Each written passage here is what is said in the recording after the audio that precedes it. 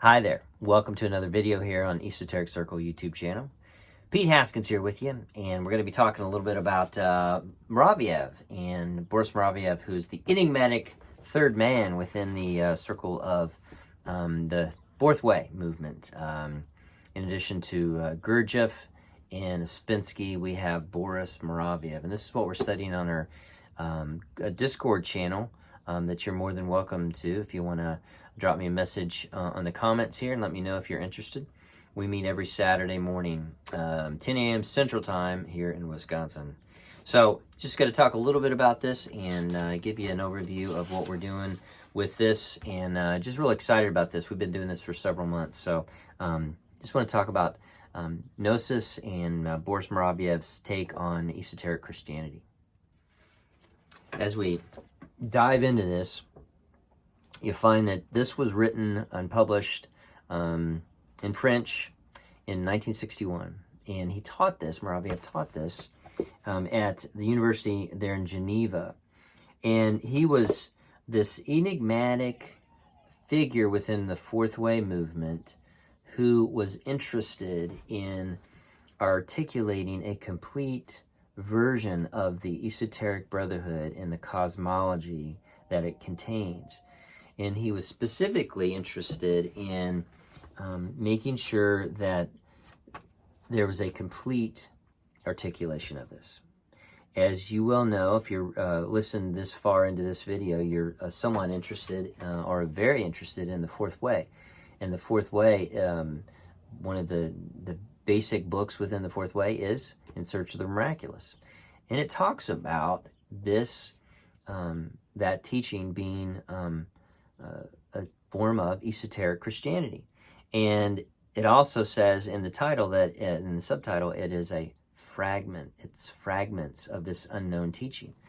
And Robin Amos was very interested in this in terms of it being complete, and Mouravieff was too.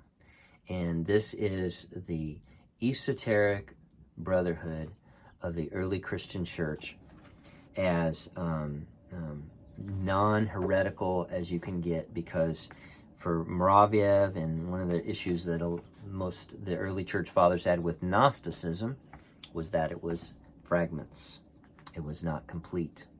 So we are in the midst of studying this. I want to continue to invite others, and I want to invite you personally.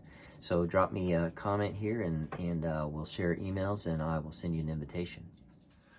One of the interesting parts of this is a realization that the tradition that Mouravieff talks about, and really essentially what Gurdjieff and Ouspensky talk about, this tradition that is even based on the mysteries religion prior to Judaism even, it reflects and sees all religions as one, and there's a unity within all religions. But Mouravieff would say it's easier for a Westerner to explore Christianity rather than Buddhism, because our society has been based on Christianity for 20 some odd centuries. So this articulation of this Esoteric Brotherhood is this explanation of where humanity fits in to society and fits into creation, and how important humanity is. So anthropologically, it is very, very, very centered on the importance of humanity and human beings, how important we are in terms of the evolution of this planet, in terms of the evolution of the moon, evolution of our star, and how important it is for us to allow our terrestrial body to evolve into an astral body. And this astral body is the thing that is going to lead us to eternity, which we are all after. And this eternity is what is described throughout Scripture, but it is an issue of evolution. So not only is creationism, this won't be popular with some folks, creationism, which says that the earth is created within 6,000 year window, is ridiculous. So the Esoteric Brotherhood and the foundational beliefs within early Christianity did not believe in creationism and believed in evolution. And this evolution, which Teilhard de Chardin absolutely believed in, this is a spiritual evolution. This is not just the physical body that we're talking about. So this is a huge part of it, this evolution. And the formation of what is called the magnetic center is at the foundation of everything that we're doing here. So there is this beautiful articulation of this within these books, these 3 books. These can be found, by the way, on Praxis Research Institute website or on Amazon. You ever heard of Amazon? You can get them there. So I just want to encourage you, because this is really it's energizing, and it's encouraging to realize how deep and how old Christianity is, and how it is so connected with the religions that went way, way, way beyond and before anything within Judaism. Let me read one little passage here in the very first chapter of Gnosis 1. Before I read that, he does talk about this issue of evolution, and this is a huge part of this, and you must understand that if you're going to get any of this esoteric stuff, then you must be willing to evolve with the process of discernment, what is called constatation, which means discernment or assertion. To know yourself, to know thyself. You have to know you, and you have to begin to observe yourself. And when you begin to observe yourself, as the fourth way talks about over and over again, you realize how mechanical your life is, and how you're just going through the motions, and how the more you're caught up with being distracted, the more time draws you down, and before you know it, your life is over. He says this: in Western civilization, the interior life of the individual, with all its richness, finds itself relegated to a minor role in existence.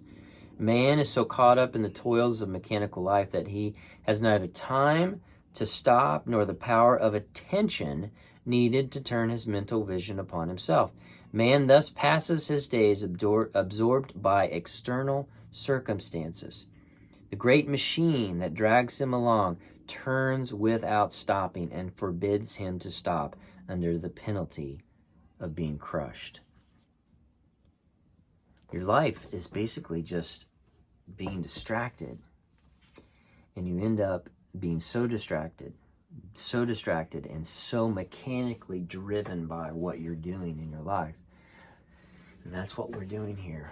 We're trying to stop it. And every week when we have our group, we talk about the practical application of this stuff. Many of the groups that are out there regarding the fourth way do not really care about the practical application of this stuff. And that is where we are different. We are applying this stuff so that we can figure out, observing ourselves, realizing how mechanical our nature is, and really being able to evolve and move past these and get within those gaps in that ray of creation, so we can evolve and jump over those and evolve into man 4 and evolve into man 5 and 6 and allow this astral body to be born, man to be born again. What does being born again mean? It's the astral body. That's what it is. Do you want to have everlasting life? You have to develop an astral body. If you have no attention, and if you don't develop it here on earth, that astral body will not develop, and you will not have eternity. It is very, very simple. So that's what we're doing, and it takes a lot of work and a lot of observation. It also takes companionship, and it takes other people to be there with you. And that's where our group is. That's where we are on this channel as well. So I welcome you, and I think you're in the right place. Blessings to you. Again, my name's Pete Haskins. And if you have any questions, just leave me a comment. So hope to see you guys on Saturdays. Take care.